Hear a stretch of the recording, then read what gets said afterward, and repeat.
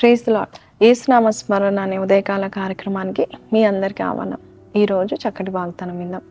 ఇర్మియా గ్రంథము 11వ అధ్యాయం 16వ వచనం. చక్కని ఫలం గల పచ్చని ఒలీవ చెట్టని యెహోవా నీకు పేరు పెట్టెను. చక్కని ఫలించే ఒలీవ చెట్టని దేవుడు నీకు పేరు పెడుతున్నాడని ఈరోజు వాగ్దానం దేవుడు మనకి దయచేస్తున్నాడు.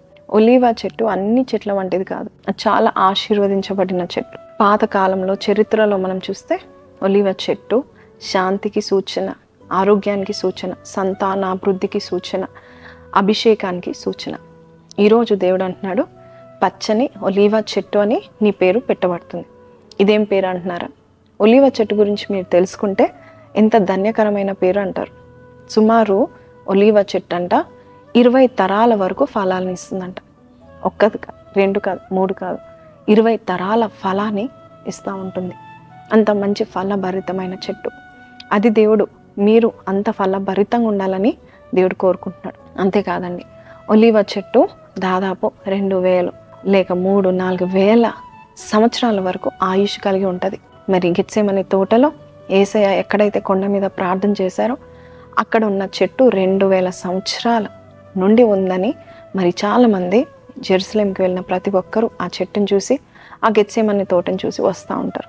ఒలీవ చెట్టుకు దీర్ఘాయుషు ఎక్కువే. అంతేకాదు, అది చాలా సుందరంగా ఉంటుంది, అందంగా ఉంటుందని హోషేయ గ్రంథంలో మనం చూస్తూ ఉంటాం.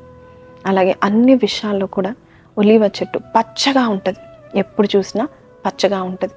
అటువంటి పచ్చదనాన్ని, అటువంటి ఎవర్ లాస్టింగ్ ప్రాస్పెరిటీ, జాయ్ని దేవుడు మీకు ఇవ్వాలనుకున్నాడు.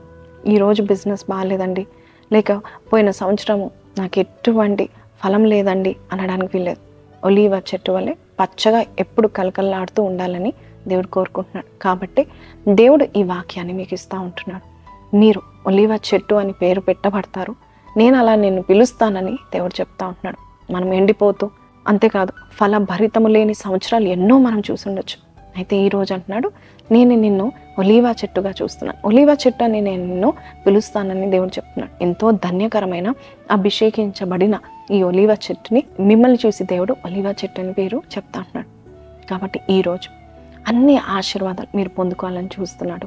సంతానాభివృద్ధి లేదా పొందుకోండి, ఆశీర్వాదం లేదా పొందుకోనండి, అభిషేకం లేదా పొందుకోండి, శాంతి లేదా పొందుకోండి. ఎందుకంటే ఈ రోజు నుంచి నేను ఒలీవ చెట్టని నేను నిన్ను పిలుస్తున్నానని దేవుడు చెప్తున్నాడు. కాబట్టి బైబిల్లో కూడా కీర్తనకారుడు దావీదు రాస్తున్నాడు 52వ కీర్తన 8వ వచనంలో, నేనైతే యెహోవా మందిరములో పచ్చని ఒలీవ చెట్టు వలె ఉందును అనే మాట చెప్తా ఉంటున్నాడు. దేవుని మందిరాన్ని ప్రేమించేవారు, దేవుని ప్రేమించేవారు వారు ఎప్పుడు కూడా పచ్చగా ఉంటారు. ఈరోజు ఈ వాగ్దానము దేవుడు మనల్ని చూసి చెప్తున్నాడు, ఒలీవ చెట్టు వల్లే నేను నిన్ను చూస్తానని చెప్తున్నాడు. కాబట్టి మీరు ధైర్యంగా ఉండండి. ఎటువంటి పరిస్థితిలో ఎండిపోయిన జీవితం ఉన్నా కూడా, మరి నా జీవితం అంతా శ్రమల పాలై నేను ముళ్ళతో బ్రతుకుతున్నాను, ముళ్ళలో నేను ఉన్నాను అనుకుంటున్నావా? అయితే దేవుడు నేను ఒలీవ చెట్టు అని పిలుస్తున్నాడు.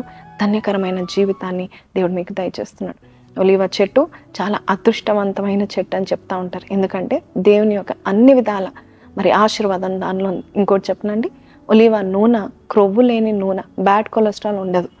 ఎంత వండుకున్నా, ఎంత తిన్నా కూడా మనకి ఎటువంటి హాని జరగదు. అంతటి ఆశీర్వాదము ఈ ఒక్క ఒలీవ చెట్టులో ఉంది. అదే దేవుడు నీలో చూడబోచున్నాడు. ఎటువంటి బ్యాడ్ క్వాలిటీ లేకుండా కూడా దేవుడు నిన్ను అంత పరిశుద్ధంగా, నిష్కలంగా ఉండాలని, ఆయన రాకడొచ్చే వరకు మనం అలాగ నిలబడాలని దేవుడు కోరుకుంటున్నాడు. ఇంత మంచి వాగ్దానం మనం ఎందుకు పోగొట్టుకోవాలి? చిన్న ప్రార్థన చేద్దాము.